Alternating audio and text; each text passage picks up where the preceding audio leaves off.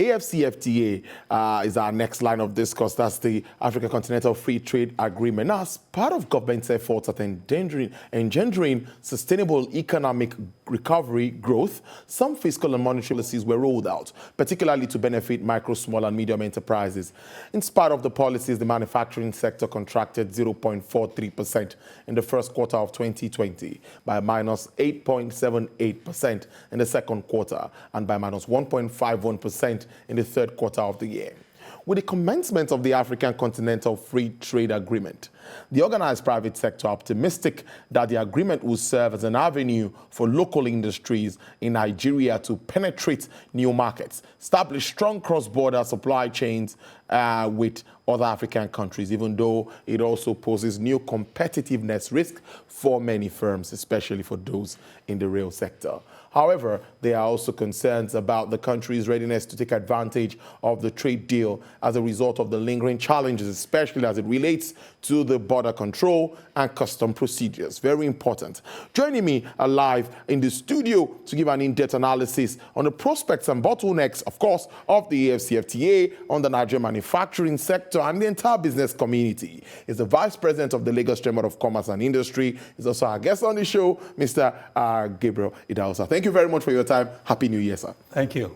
I appreciate your time. Now, AfCFTA, we've talked about it, a lot of issues about it. How does it come to those of you in the business community? How receptive are you to this new agreement? Well, essentially, the agreement was promoted, motivated, urged on by the private sector. Okay. It was essentially a business idea that if you have a market of 1 billion and you have a market of 200 million, yes, there is a whole different ball game in terms of the opportunities, especially when the entire market is within the same geography. You don't have to cross any oceans or long distances in Africa to get to those markets. So essentially, it was a business idea that took a while to get government to accept it. But having done that, it then took a long time to go through all the processes of negotiations. So essentially, the business community believes that this has to be done and should have been done much earlier, in spite of some sectors that will have challenges. Because in each country, all the sectors are not performing at the same pace. Level. In any country, some sectors are more dynamic and more aggressive than the others. So it's not going to be possible to have any country in Africa or in Europe or anywhere where all the sectors are front runners, and they are better than all their neighbors. So the concept that you've got to wait until everything is perfect in Nigeria before you have an AfCFTA was never going to fly. It was not a practical thinking that we have to wait until everything is fine in Nigeria, and then we go to AfCFTA. At any point you join a group, you are going to have people who have gone further than one another in various sectors. So what you want to do as a country is that you look for those sectors where you are already advanced and use it to move into those other countries. And then try to build those sectors that are not very advanced with the benefits of joining the group. Because if it's cheaper, for example, to buy raw materials from Africa than to buy from China or Europe. So it is not a one-way thing. It's not just we supplying to other African countries. It's also we buying from other African countries at a lower cost, a lower distance, and a lower freight. And there are a lot of products that we do actually get from outside Africa that are available in sufficient quantity in these countries. So the argument usually is decided by each sector. Yes. The banking sector, for them, feels this is great. It enables all the banks to grow to other countries. The entertainment industry is great. The ICT is great. Nigerian companies are now setting up in Ghana, in Rwanda, in Kenya, in South Africa. So It depends on which sector you belong when it comes to whether it was a good deal or not. But the rule of thumb is that in any group like this, the biggest country is the biggest beneficiary. So in the European Union, Germany is and always be the biggest beneficiary of a union because all the other economies are like satellites. They are around you. Yes. So whether you are buying products from those countries, whether you are selling to those countries, you are the biggest. So if you add a minus, plus minus, you will always be the biggest beneficiary. And that's something that Nigerians really do not see clearly when we were hesitant to sign on. And it was the smaller countries sort of pressing Nigeria saying, come and sign.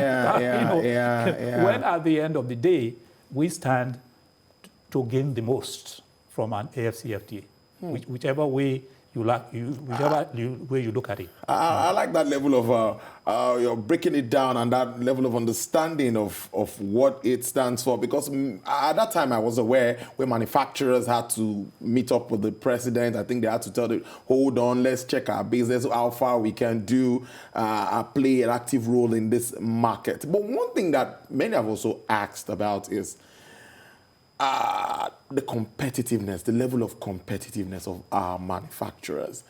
We know the challenges we face in this part of the world, especially Nigeria. Power is one of it, tariffs and all of these issues. How do you see that also affecting the potentials of this agreement? Well, definitely, we do not have very strong competitiveness in manufacturing. But other sectors can take advantage. We do not have it. We do not have our power situation, our roads, our infrastructure. We do not have competitive advantage in manufacturing. But that is one sector out of 10, 15, 20 sectors.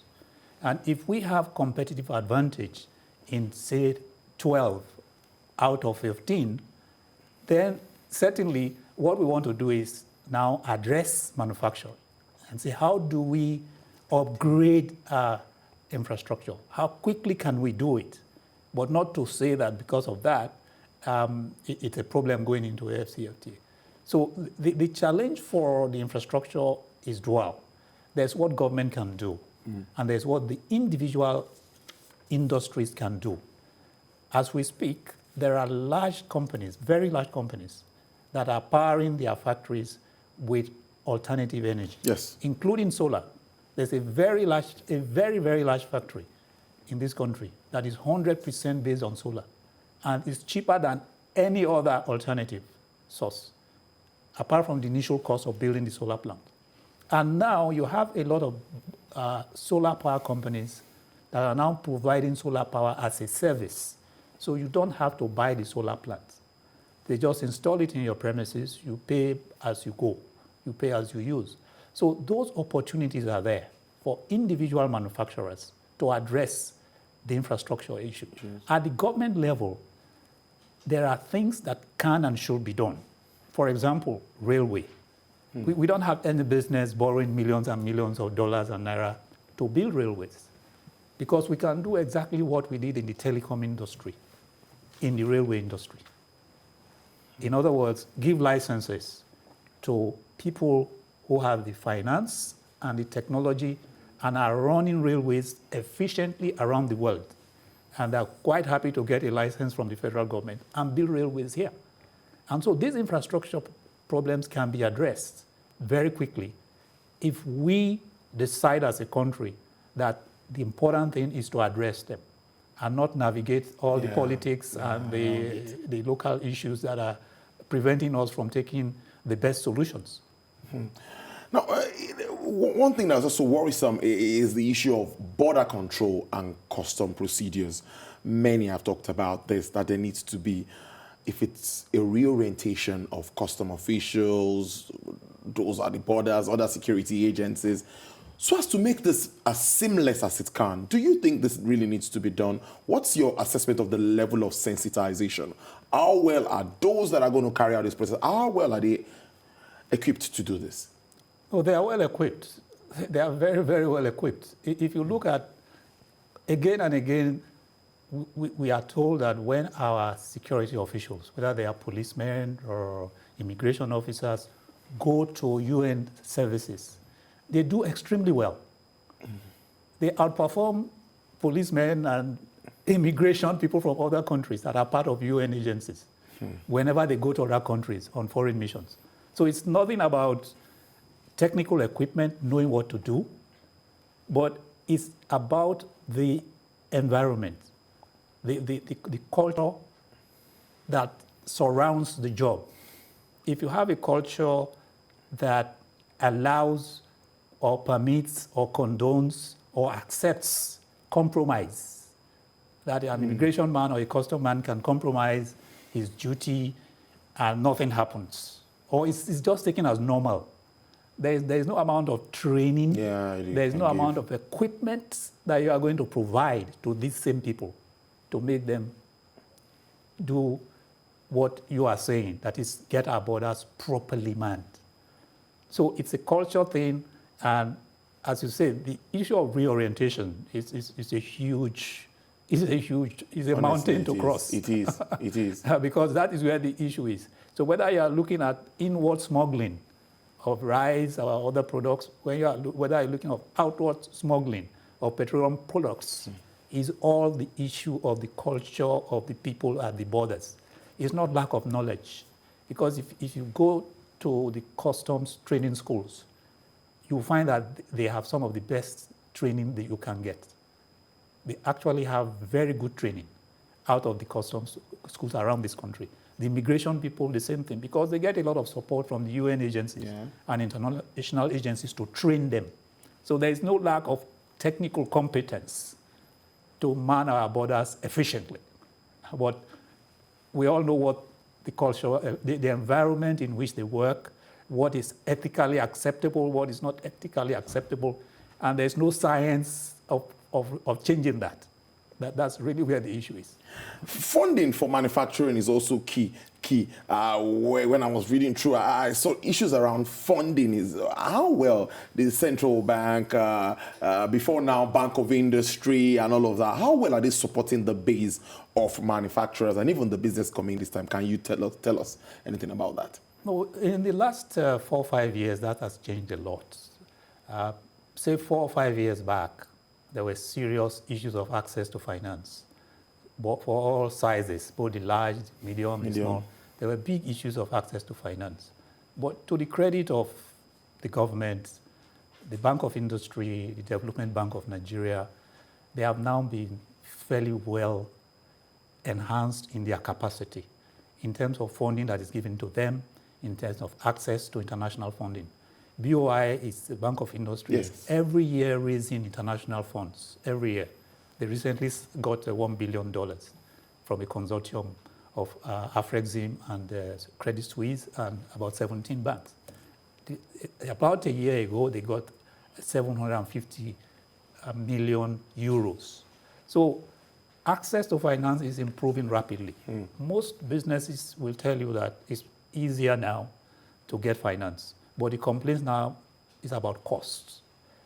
For BOI funds, the cost is very reasonable.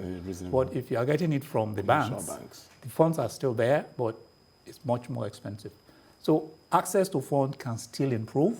We need to continue to enhance the capacity of those institutions, like Bank of Industry, of course, the Africa Finance Corporation, which is an African finance institution but based here in Nigeria, and then the bigger ones outside the Africa Development Bank itself.